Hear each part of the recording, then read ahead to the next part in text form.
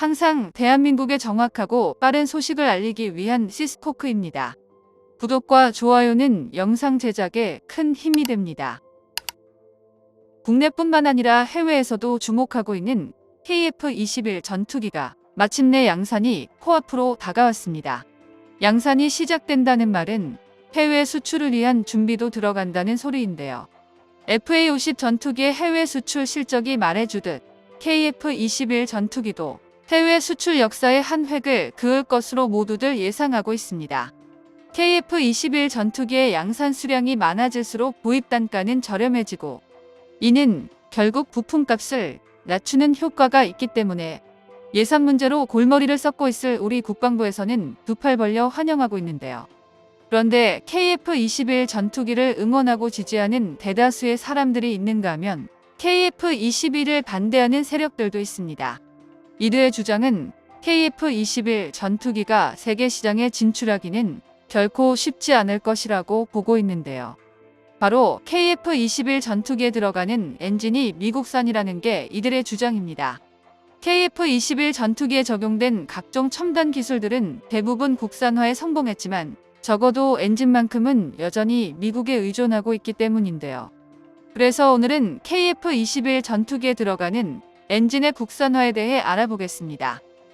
대한민국의 항공엔진 분야의 기술 개발은 한화에어로스페이스가 주도하고 있습니다. 그것도 상당히 높은 수준의 기술력을 보유하고 있는데요. 오죽하면 전 세계 항공엔진 분야를 독점하고 있는 3대 기업 중 하나인 제너럴 일렉트릭사에서 기술 제휴를 요청할 정도입니다. 한화에어로스페이스는 이를 통해 KF-21 전투기의 엔진 통합 개발을 주도적으로 수행하며 주요 핵심 부품의 국산화에 성공했는데요. 심지어 그 비율이 자그마치 70%에 육박합니다. 일부 잘 모르는 사람들은 그래도 핵심 기술은 제너럴 일렉트릭사가 갖고 있고 한화에어로스페이스는 단순한 하청인 거 아니냐라고 폄하하지만 이는 굉장히 잘못된 생각입니다. 대한민국에서 만드는 KF-21 전투기의 엔진 부품은 단순히 제너럴 일렉트릭사가 시키는 대로만 조립하는 게 아닙니다. 제너럴 일렉트릭사는 한화에어로스페이스의 기술 제휴를 요청하기까지 할 만큼 대한민국 항공엔진 개발 역량을 왼손으로 쌓아 올렸습니다. 대한민국에서 만든 KF-21 초음속 전투기에는 최고 21,000파운드 추력의 엔진이 2개 탑재되는데요. 여기에 투입되는 엔진은 워낙 민감한 장비라 특히 일부 공정을 제외하면 대부분이 수작업으로 제작됩니다. 전투기 엔진은 소량 생산으로 자동화 적용이 불가능할 뿐더러 규칙과 기준이 엄격하고 다양해서 상당한 기술적 숙련도와 철저한 품질 검증이 요구되기 때문인데요.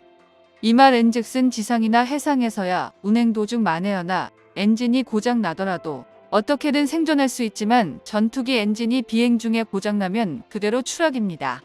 한 대당 수백억 원의 전투기는 당연히 박살이 날 테고 돈으로 환산할 수 없는 인적 재산인 조종사의 생명도 장담할 수 없습니다. 그렇기 때문에 항공 엔진에는 더 정밀하고 엄격한 기술이 적용되기 마련인데요. 엔진 제작 인력들의 경력은 기본이 20년 이상, 길게는 30년 이상으로 고도로 숙련된 인원들이 작업을 이끌고 있습니다. 이런 엄격함이 있었기에 KF-21 전투기 엔진 국산화율은 70%에 도달했고 엔진 보조 동력장치, 연료탱크 등과 관련된 20여 개의 부품 제작에 성공할 수 있었는데요. 자체 엔진 개발을 한다는 나라들이 많이들 있는데 말은 쉬워 보여도 정작 실제로 개발에 성공한 나라는 손에 꼽을 정도입니다. 세계 3대 엔진 제작업체인 미국의 제네럴 일렉트릭, 플레덴 휘트니, 그리고 영국의 롤스로이스가 대표적인데요. 물론 튀르키예, 중국, 러시아 등은 자체 기술로 초음속 전투기에 들어갈 엔진을 개발했다고 주장하지만 전문가들은 실제적 성능은 신뢰도가 상당히 떨어집니다. 우선 튀르키예는 롤스로이스와 공동으로 TFX 전투기 엔진을 개발하고 있지만 영국과의 협상이 지연되었고 개발 완료 기간이 다가오고 있음에도 여전히 엔진을 탑재하지 못하고 롤스로이스에 끌려다니고 있는 실정입니다. 게다가 중국은 젠20에 자체 개발한 WZ 시리즈 엔진을 탑재하려고 했지만 연이은 출력 부족 문제를 겪으면서 러시아 전투기 엔진을 뒤로 빼돌려 탑재해왔습니다. 또한 기껏 러시아산 엔진을 기반으로 만들어낸 중국산 엔진은 지속적인 결함을 일으켜 기체가 추락하는 사태까지 벌어졌습니다. 러시아 역시 엔진 개발에 몰두하고 있었으나 냉전이 끝나고 소련이 몰락하면서 경제 위기를 겪었고, 그로 인해 미국에 비해 기술력이 상당한 차이가 벌어져 버렸는데요. 우크라이나와의 전쟁을 기점으로 서방에서의 강력한 제재가 가해지자 엔진 개발은 꿈도 못 꿀 형편입니다. 전투기 엔진은 매우 복잡하고 고도의 기술과 노하우를 요구하는 분야입니다. 엔진의 효율성, 성능, 안정성 등 다양한 요소들을 고려해야 하는데요. 여기에 더해 엔진 선구 기업들이 전투기 엔진 기술을 독점하면서 기반 기술을 확보하기도 어렵습니다. 한마디로 전투기 엔진을 독자 개발한다는 건 사실상 불가능하다가 맞는 말인데요. 하지만 대한민국은 독자적으로 의미 있는 성과를 올리고 있습니다. 관련 관계자들은 현재 대한민국이 2020년부터 개발을 시작한 5,500파운드급 엔진이 완성 단계에 접어들었다고 주장하고 있습니다. 대략 F5에 적용되는 엔진보다 약간 더 출력이 높은 셈인데요. 또한 1만 파운드급 엔진의 경우 핵심 구성품인 터빈 공명 냉각 설계 연구 단계에 진입하고 있습니다. 항공 엔진 전문가들은 지금 대한민국의 기술력으로는 8,000파운드급 엔진은 개발할 수 있다는 분석을 하고 있는데요. 이 정도 엔진이면 전장 10.6m, 전폭 8.4m, 전고 3m에 달하는 대형 무인기인 KUS 무인 편대기에 적용하는 게 가능합니다. 실제로 대한민국은 5,500파운드급 엔진을 KUS LW에 적용하고 10,000파운드 엔진을 KUS FC에 적용해 기술 수준을 증명할 예정입니다. 또한 KF-21 전투기에 들어가는 F414 엔진과 동급인 15,000파운드급 엔진 역시 개발이 진행 중인데요. 전투기 엔진은 출력이 높아질수록 엔진 내부에서 발생하는 열과 압력이 기하급수적으로 높아집니다.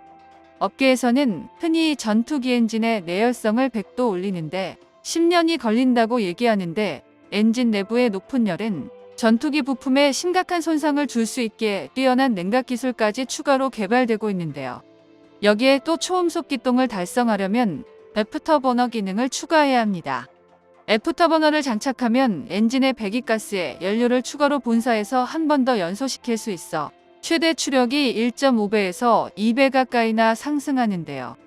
이 모든 게 결코 쉬운 일은 아닌 만큼 개발까지의 시간이 필요한 건 사실입니다. 하지만 KF-21 전투기처럼 실패한다고 도전하지 않았다면 지금까지도 미국에게 끌려다닐 수밖에 없었을 겁니다. 우리 손으로 만든 KF-21 전투기처럼 엔진 역시 우리 손으로 만들어 해외 수출 시장에 당당하게 판매할 날이 머지않았습니다. 정보가 도움되셨다면 구독과 좋아요 부탁드립니다. 이상 시스코크입니다.